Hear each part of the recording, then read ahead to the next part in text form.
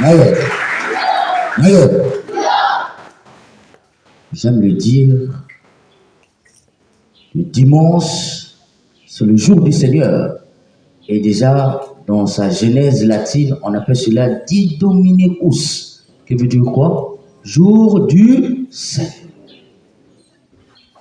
Et ce jour-là, dans l'église, on ne jeûne pas. C'est un jour de fête et de joie. Donc quand tu rentres ici, tu ne peux pas venir ici avec tes soucis et repartir avec tes soucis.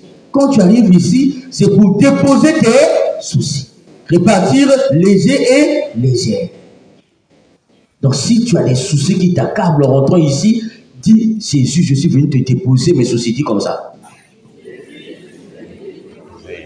Voilà, maintenant tu as déposé tes soucis. Maintenant, donc je dis, il est vivant. Dis ça comme quelqu'un qui n'a pas de soucis. Il est vivant. Qui? Qui est notre Seigneur? Qui est notre Dieu? Qui nous appelle ici? Qui est notre Seigneur? Si Jésus est ton Seigneur, acclame très fort pour Jésus.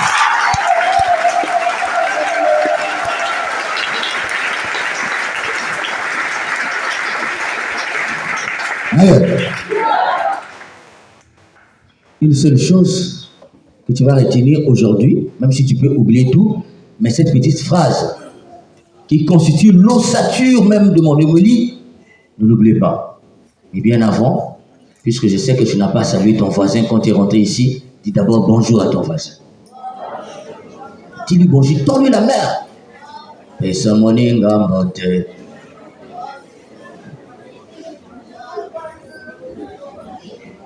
alors, je sais aussi que tu n'as pas pris de ces nouvelles. Donc, prends maintenant les nouvelles chez son voisin de gauche et de droite. Dis comment tu vas, comment c'est passé. Hier, la pluie, c'était terrible. Est-ce que tu étais vraiment bien protégé? Tu étais à l'abri. Prends les nouvelles de ton voisin.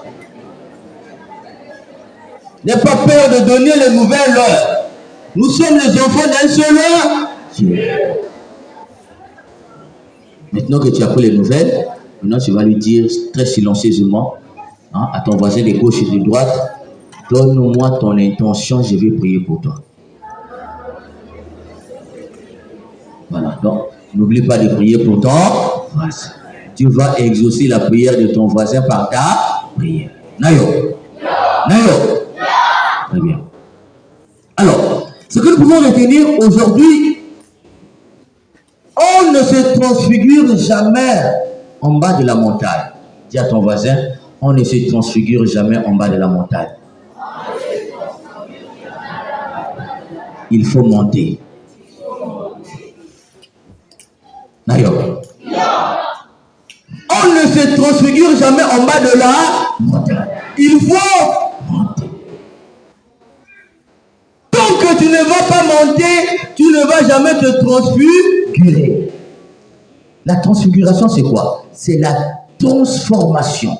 C'est-à-dire que tu restes tel que tu es, mais tu deviens quelqu'un tellement transformé.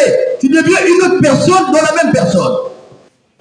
Et quand tu es transfiguré, même tes voisins ne peuvent plus te regarder. Même tes ennemis ne peuvent plus te regarder. Parce que tu rayonnes, tu scintilles de la gloire de Dieu. Mais pour scintiller de la gloire de Dieu, il faut monter. Tant que tu restes au bas de la côte, tu ne seras jamais transfiguré, tu ne vas jamais scintiller de la gloire de Dieu. Donc dis à ton voisin, il faut monter. Il faut monter la côte. Dis encore à ton voisin, n'aie pas peur de la montagne. Dans la première lecture, on a entendu Dieu dire à Abraham, prends ton fils et va me le sacrifier. Sur où? Sur une montagne. Et Abraham prend son fils et il va effectivement le sacrifier. Il prend son fils, il marche avec son fils et il monte sur une montagne pour aller le sacrifier. Mais bien avant d'arriver là-bas, chers frères et sœurs, posons la question, comment est-ce que Dieu qui est amour peut demander à un être humain de lui sacrifier son unique fils? En fait, Abraham pensait que son Dieu unique, le Dieu d'Israël, c'était comme le Dieu païen. Parce que tout autour d'Abraham, qu'est-ce qui s'est passé? Les autres sacrifiaient les premiers-nés chez les dieux païens pour s'attirer de la gloire et de la puissance. La meilleure façon de prouver à un Dieu, puisqu'à cette époque, il y avait plusieurs dieux, la meilleure façon de prouver à un Dieu que tu l'aimais, c'était de lui sacrifier quelque chose de précieux. Et quelle est la chose la plus précieuse que tu pouvais sacrifier à un Dieu? C'était un être humain. Aujourd'hui encore, il y a des gens qui ont cette conception malsaine, diabolique dans le cœur et dans les têtes. Ils pensent encore que pour avoir la gloire, le pouvoir de l'honneur de ce monde, il faut sacrifier les autres. La conception n'a pas été éradiquée jusqu'à aujourd'hui. Il y a des gens qui rentrent dans le loge pour sacrifier les autres. Parce que là-bas, on leur dit, si tu veux avoir, il faut sacrifier quelque chose. Parce que là-bas, la devise, on n'a rien sans sacrifice. Mais si tu veux avoir de l'argent, puisque tu penses qu'on n'a rien sans le sacrifice, sacrifie ta vie. Pourquoi c'est la vie des autres que tu veux sacrifier? Pourquoi c'est la vie de tes enfants que tu veux sacrifier? Pourquoi c'est la vie de tes frères que tu veux sacrifier? Pourquoi c'est la vie de tes soeurs que tu veux sacrifier? Pourquoi c'est tes nièces, tes neveux, tes parents que tu veux sacrifier pour avoir de l'argent? Si tu veux de l'argent facile, parce qu'on t'a dit là-bas, pour avoir, il faut sacrifier, sacrifie ta vie. Dis à ton voisin, sacrifie ta vie. Alors dis toi-même, je ne serai jamais un objet de sacrifice. Tout sacrifice contre moi, c'est nul et sans effet. Parce qu'il y a des gens qui sont tentés de faire des sacrifices pour avoir de l'argent. Sont tentés de sacrifier vos vies à la table de Satan pour avoir de l'argent. Vous ne le savez pas? Ces gens qui aiment la facilité, ces gens qui aiment le pouvoir, la gloire de ce monde. C'est eux qui avaient la même conception qu'Abraham, qui voulaient plaire à Dieu en sacrifiant un être humain. Et Dieu dit quoi à Abraham? J'ai vu que tu m'aimes, que tu as la foi. Mais la question, est-ce que Dieu a accepté les sacrifices? Il a refusé les sacrifices d'Abraham. Qu'est-ce que Dieu voulait enseigner à Abraham? Dieu voulait enseigner à Abraham que je ne suis pas comme le Dieu païen. Le Dieu païen accepte les sacrifices humains, mais moi, ton Dieu unique, je n'accepte pas les sacrifices de l'homme. Les sacrifices humains, c'est nul sans effet auprès de moi. Parce que ce n'est pas à l'homme de me prouver qu'il m'aime, c'est à moi de prouver à l'homme que je l'aime. Donc l'amour de Dieu est gratuit. La gloire de Dieu est gratuite. La puissance de Dieu est gratuite. Dieu te donne sa lumière de façon gratuite. Il te demande rien. Tout ce qu'il veut pour toi, que tu acceptes cette richesse gratuite. La richesse de Dieu, elle est gratuite, mais la richesse du diable oblige le sacrifice. Toute fois qu'on te dira pour avoir, il faut sacrifier l'être humain, cette richesse est diabolique. Et Dieu dit ça à Abraham, je ne suis pas comme les autres, tu y refuses. Et Abraham va comprendre. Parce que Dieu fait le pressage du sacrifice de son fils. Il veut dire quoi, Abraham? Ce n'est pas à l'homme de sacrifier un être humain pour moi, mais moi, ton Dieu, je viendrai me sacrifier moi-même pour te prouver que je t'aime. C'est pourquoi il va envoyer son fils, Jésus, mourir pour nous dire que Dieu nous aime. Donc dis à ton voisin, Dieu t'aime. C'est pourquoi on a entendu dans la deuxième lecture, on nous dit là-bas, il a sacrifié son propre fils pour nous. Donc il ne peut rien nous refuser. Puisqu'il a tout donné. Même son propre fils, il a donné pour te dire je t'aime. Il ne peut rien te refuser. Mais ce qui est intéressant ici, chef de sœur, pour rester dans la thématique que nous avions choisie, c'est qu'Abraham a pris son fils, il est monté sur la montagne. C'est en montant sur la montagne qu'il fait l'expérience de Dieu. C'est en montant sur la montagne que les idées fausses qu'il avait sur Dieu seront bannies de sa tête. C'est en montant sur la montagne qu'il va écouter la voix de Dieu. C'est en montant sur la montagne qu'Abraham sera transfiguré. Quand il va descendre de la montagne, il ne sera plus le même à Abraham. Il a compris que Dieu n'aime pas les sacrifices humains. Son Dieu est un Dieu qui donne gratuitement. C'est le diable qui donne avec l'escroquerie. Parce que quand le diable te donne, c'est un éternel escroc. Tôt ou tard, il va t'escroquer. Donc ce qui nous intéresse, c'est pour la première lecture, c'est qu'Abraham a monté la montagne. Alors toi aussi monte la montagne de ta vie. Parce que si tu ne grimpes pas la montagne, tu ne feras jamais l'expérience de Dieu. Tant que tu vas rester là où tu es, tu ne vas jamais entendre la voix de Dieu. Tant que tu resteras là qui est, tu ne feras jamais l'expérience d'un Dieu qui te révèle qui il est dans sa déité. Donc nous sommes invités déjà, chers frères et sœurs, à monter la montagne parce que la montagne, on dit, c'est le lieu de la catophanie. C'est-à-dire quoi? C'est le lieu où Dieu manifeste son pouvoir. La montagne, c'est le lieu de la théophanie. Ça veut dire quoi? C'est là où Dieu se donne totalement tel qu'il est. Tant que tu ne restes pas, tant que tu restes en bas, tu ne montes pas sur la montagne, tu ne verras jamais Dieu tel qu'il est. La montagne veut dire quoi, chers frères et sœurs? Allez chercher la réussite. Nous sommes tous des enfants qui aiment réussir. Mais pour réussir, il faut accepter de monter la montagne. La montagne veut dire quoi? Le sacrifice. Quand il y a deux voies, ceux qui sont déjà, qui ont été au village, quand il y a deux voies, il y a la montagne, l'autre il y a une montagne, l'autre elle est plate, les gens préfèrent quelle route? Pourquoi les gens refusent la route où il y a la côte? Parce que c'est peinant, c'est pas ça. Déjà que tu es un fardeau, monter encore la montagne, c'est très difficile. Et on te dit, monte la montagne, ça veut dire quoi? Accepte les efforts dans la vie, accepte de souffrir dans la vie. Tant que tu ne vas jamais accepter de souffrir dans ta vie, tu n'arriveras jamais au sommet de la montagne. Ceux qui prennent la route de la montagne, c'est ceux qui acceptent de mouiller les maillots, c'est ceux qui acceptent de gagner en transpirant. Un jour comme cela, il y avait un oiseau qui de temps en temps venait picorer le riz laissé par les basses courtes, les poulets. Donc il venait au poulailler et puis il picorait un peu ce que les basses courtes laissaient là, les poulets laissaient. Et il enviait tellement les poulets. Et il disait à son ami, oiseau, tu dois, nous, Dieu ne nous aime pas. Il nous a créés, nous, on doit voler de longues distances pour aller chercher à manger. Eux sont comme nous, ils ont des ailes comme nous, ils ont des pattes comme nous. Mais eux, on leur donne à manger. Qu'est-ce qu'on a fait au bon Dieu pour mériter ça? Et un jour, pendant qu'il volait, son ami lui dit, je voulais savoir pourquoi le bon Dieu nous a créés comme cela. Viens voir. Ils sont arrivés au poulailler, qu'est-ce qu'ils ont vu? L'homme était en train d'égorger le coq. Nayo. Il lui dit, tu préfères voler pour aller chercher toi-même à manger ou rester sur place quand tu donnes à manger pour finir la tête coupée et ou encore de la marmite? Quelle est la vie que tu choisis? Nayo. Dis à ton voisin, quelle est la vie que tu choisis? Tu veux être un oiseau ou une poule? Dis à ton voisin, tu veux être un oiseau ou une poule? Donc que tu seras une poule dans la vie, ça veut dire qu'on finira par te manger.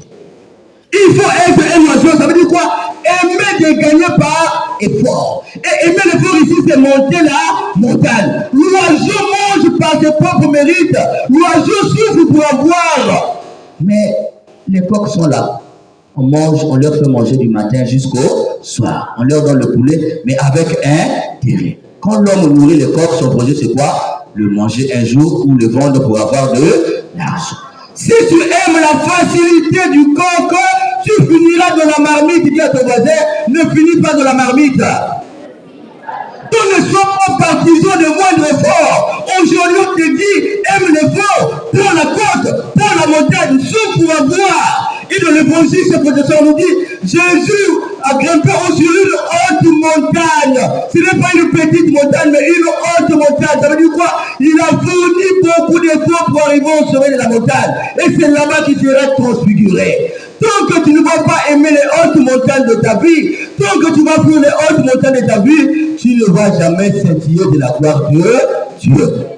La réussite appartient à ceux qui aiment les hautes montagnes. Dis à ton voisin, aime les hautes montagnes. Voilà. C'est là-bas, chers frères et sœurs. Jésus a grimpé cette haute montagne, il est arrivé là-bas, il s'est transfiguré. Et qu'est-ce qui s'est passé, chers frères et sœurs, dans sa transfiguration?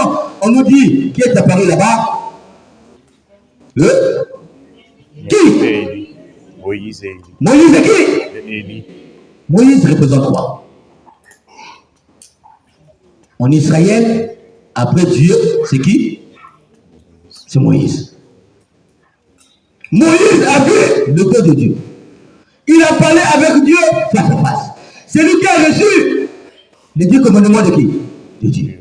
Donc plus gros que Moïse en Israël, il y en a pas. Israël jure que sur Moïse. Et Moïse fait le déplacement pour arriver vers Jésus. Il y a encore qui? Élie. Élie représente quoi? Représente le prophète. Élie, on n'a pas trouvé sa tombe. Il a disparu dans le feu. Élie, c'est celui qui a fait descendre le feu du ciel pour brûler ses ennemis. C'est celui qui a dit à ses ennemis, criez plus fort, votre Dieu dort. Votre Dieu de Baal, là, il dort. Il n'a pas des oreilles, il n'a pas de bouche, il n'a pas des yeux pour voir. Élie. Élie a crié, Élie a crié, Élie a crié, le feu descendit. On va essayer. Élie a crié, Élie a crié, Élie a crié, le feu descendu. Donc on va dire le feu descendu. Le feu descendu. Allez, chant. Encore, le feu descendu, Élie a crié, Élie a crié, Élie a crié, le feu descendu. Quand Élie a crié, le feu descendu, quand Élie a crié, le feu descend. Donc c'est le prophète du feu. Quand tu doutes au Dieu d'Élie, il te fait descendre le feu, il te fait sentir que c'était un prophète de Dieu. Et Élie fait quoi? Il fait le déplacement. Qu'est-ce que cela veut dire, chers frères et sœurs? En Israël, c'est celui qui est plus petit qui se déplace vers celui qui est plus grand. Comme dans notre tradition d'ailleurs. C'est pas bon, les enfants d'aujourd'hui, ils peuvent t'appeler viens. Hein? C'est ça, non? Vous êtes son tradition, son culture. Sinon, nous, à notre époque, on te dit déjà les cocotas. Donc, papa, un aîné t'appelle. Viens d'abord. Tu vas où? Maman m'a envoyé, viens d'abord, il t'a envoyé payer quoi? On m'a envoyé payer le pain. Tu fais d'abord un cocota seulement pour te saluer. Quand tu veux partir. Vous avez connu ça? Vous n'avez pas connu ça? Donc, nous, on nous appelle son petit. Donc, il t'appelle seulement. Tu vas où? Non, mais c'était seulement, viens d'abord. Quand? Donc, un aîné, c'est quelqu'un qu'on respecte. Un aîné, on le respecte. Mais ici, ce n'est pas à Jésus qui est le plus petit de se déplacer. Mais c'est à Moïse le plus grand et Élie le plus grand qui se sont déplacés pour aller vers qui? Vers Jésus. Ça veut dire quoi? On dit Jésus, Élie et Moïse qui est le plus grand. Donc on nous révèle que Jésus, il est plus grand que Moïse, il est plus grand que Élie. Les prophètes et la loi s'inclinent devant Jésus parce que Jésus est qui? Il est l'accomplissement de la loi et des prophètes. Cela veut dire quoi, chers frères et sœurs? Quand tu grimpes la côte, quand tu montes la haute montagne de ta vie, tu arrives au sommet, les gens vont venir s'incliner devant toi. Ils vont venir faire ce qu'on appelle l'obédience. Vous savez, ceux qui ont été à la messe d'ordination hier, après l'ordination de Monseigneur l'archevêque Abel, qu'est-ce qui s'est passé? Tous les prêtres sont venus faire les obédiences. Ça veut dire quoi? S'incliner devant lui pour reconnaître sa grandeur. Que tu deviens notre chef. Mais tous ceux qui sont passés là, vous êtes sûr qu'il n'y a pas de gens qui ont mis le bâton de la roue? Il n'y a pas de gens qui l'ont malmené. Vous êtes sûr que tous ceux qui sont venus là l'aiment? Il y a même des gens qui ont malmené cet homme-là. Parce que la vérité est que c'est un type qui a passé plus de 15 ans au village. N'importe entendu ça à sa biographie. Ordonné prêtre, il a passé la plupart du temps de son sacerdoce où? Au village. Il part en Europe, il revient docteur au village. Il est sorti pour la première fois, ça ne fait pas 3 ans curé de la cathédrale, 3 ans après, archevêque de Pointe-Noire. Et puis, ceux qui peut-être t'envoyaient au village expressément, ils sont venus s'agenouiller. Naïo. Ne fais jamais la souffrance. Il a accepté d'être au village, il a accepté d'être là-bas. Mais quand il est revenu, même ceux qui l'ont envoyé là-bas sont venus s'agenouiller. Donc quand tu montes la plus haute montagne de ta vie, que tu arrives au sommet, le plus grand viendront s'agenouiller devant toi, dit à ton voisin, le plus grand viendront s'agenouiller. Si tu n'aimes pas gravir la montagne, personne ne viendra s'agenouiller devant toi. Tes ennemis viendront confesser que tu es grand parce que tu as monté la plus haute des montagnes, tu es arrivé au sommet, tu sentis la gloire de Dieu. Ils viendront confesser que tu es vraiment enfant de Dieu, tu es vraiment béni. Ils vont reconnaître ta puissance, ils vont reconnaître ton pouvoir. C'est pourquoi nous sommes invités, chers frères et sœurs, à grimper la montagne pour que nos ennemis puissent confesser que nous sommes vraiment dans la gloire de Dieu. Un autre aspect là-bas, chers frères et sœurs. Simon Pierre, il a dit quoi? Seigneur, nous pouvons construire 3 tentes ici. C'est pas ça? Une pour toi, une pour Moïse, une pour Élie. Et lui-même. Lui, il a dormi.